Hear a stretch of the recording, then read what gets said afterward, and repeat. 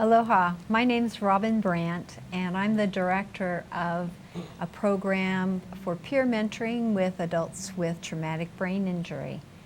We're very lucky this evening to have a number of people here to talk about employment after sustaining a traumatic brain injury. And on my far right, I'd like to introduce Val Yamada. Val? Val was a psychiatric nurse before her injury. Yeah. And this is Greg Lee. Hi. And Greg was a server in a very upscale restaurant at the time of his injury. And we're very grateful this evening to have a vocational rehabilitation supervisor with us, Diane Sakumoto. Glad to be here. Great. So we're going to go into a couple of slides to talk about what kind of research is out there about serving people with traumatic brain injury after they have in terms of finding employment after a traumatic brain injury. And one of the compelling things that I saw when I was reading this report from Rehabilitation Service Administration at the federal level is it says that every person with a brain injury has two selves, who I am now and who I used to be. Does that sound about right, Val? Yes, I think so. You have to, okay. And the next slide talks a little bit about the need to reconcile those two different parts of your life. It says that these two selves need to be reconciled before that person can move on to achieving success vocationally or otherwise. We were talking a little bit before the program started about the fact that that's really true. Diane, did you have any thoughts on that? I agree with that from what I've seen. Mm-hmm. So you really need to see who you are and also accept who you used to be, bring them together in order to start creating new goals with the new person. Does that sound about right? Yes. Yes. Okay. I think we had a couple more slides that we wanted to take a look at as well. It says that only a small fraction, 5 to 6% of the people who sustained a brain injury are served by vocational rehabilitation services. Let's think about that for a minute in terms of Hawaii vocational rehabilitation. In Hawaii, in 2009, there were over 10,000 people who were either seen in an emergency room or hospitalized for traumatic brain injury. Now, in the peak years, the recent last 10 years, about 2007 or so, the peak years for vocational rehabilitation to serve people, they were serving over 8,000. So can you imagine what it would be like to have 10,000 people more on top of that, basically? They're welcome to come seek services, though. That's Really? a great attitude. No, really, that's what we're there for. So we serve 9,000 in a year, and of different types of disabilities. But we want to serve the traumatically brain injured too. Yeah, okay. But that kind of puts it in perspective that only a small portion of those folks actually seek services from vocational rehabilitation. Okay. The success rate, the last slide talks about the success rate. Not everyone returns to work after they've had a traumatic brain injury.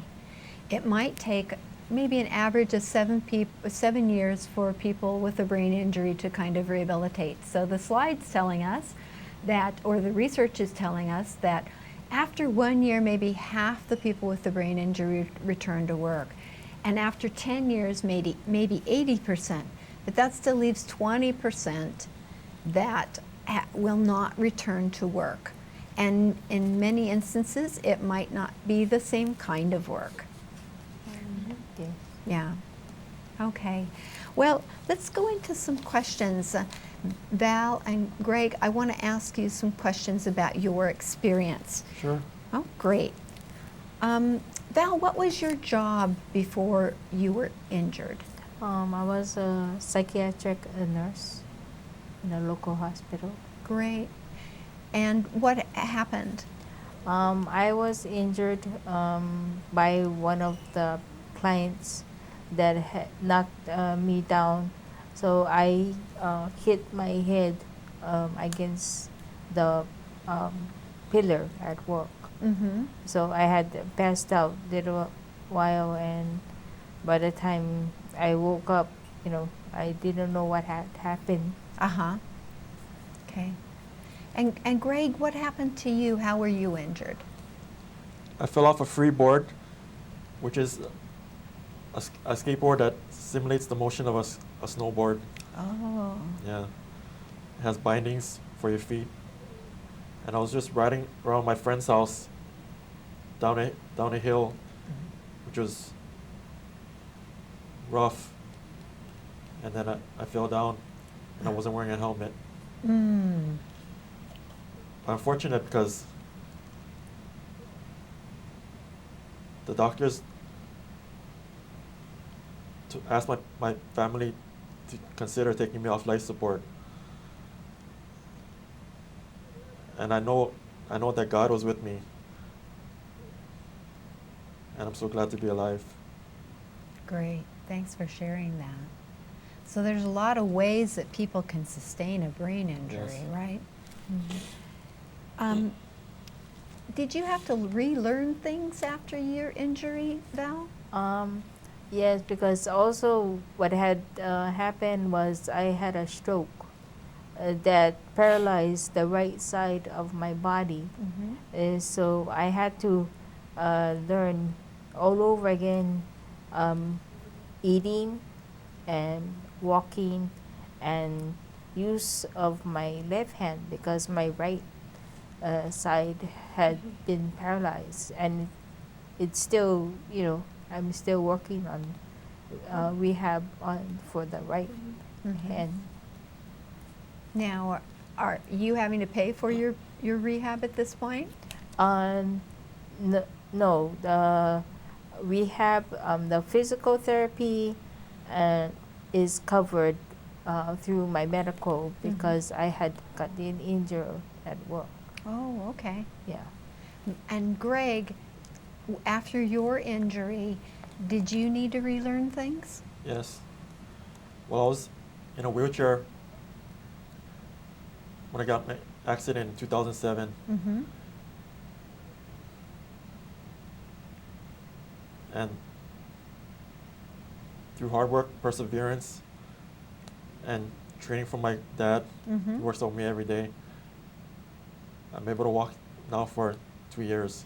All right. Val, you were in a wheelchair for a while too, weren't you? Yes, about 3 years. Okay. So that's a common thing for you folks, but not for everyone. Did you notice the difference in yourself after your injury? Let's start with you, Val. Well, the most I noticed for the behavior part was I easily get tired. Mm. Even to go to the therapy, they would try to work on therapy morning, and I would have a break, and then do another part in the afternoon, because the body gets easily tired. Okay. Was that different than before your injury? Yes. Before injury, I was in nursing, which is also a very fast-paced working, and working in nursing, you work long hours. But Right. now to do one task, will take me several hours just to do a simple task. Thanks for bringing that up, Val. How has life changed for you in terms of getting things done and doing things, Greg?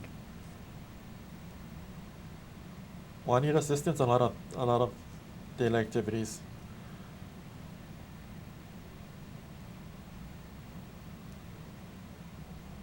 Like time to get up Mm-hmm. and start my day. Mm-hmm. That's a real difficult thing for a lot of folks with brain injuries. Yes. One of the reasons we have our meetings afternoon for Hooikaika is because many of the members have difficulty getting up and functioning in the morning. And when most of us go to work, we're expected to start around 7, 8, 9. It's almost impossible to do that, isn't it? Right. And like for mine, a lot of the medications, you know, they give you to calm down the nerve. It does make you tired too.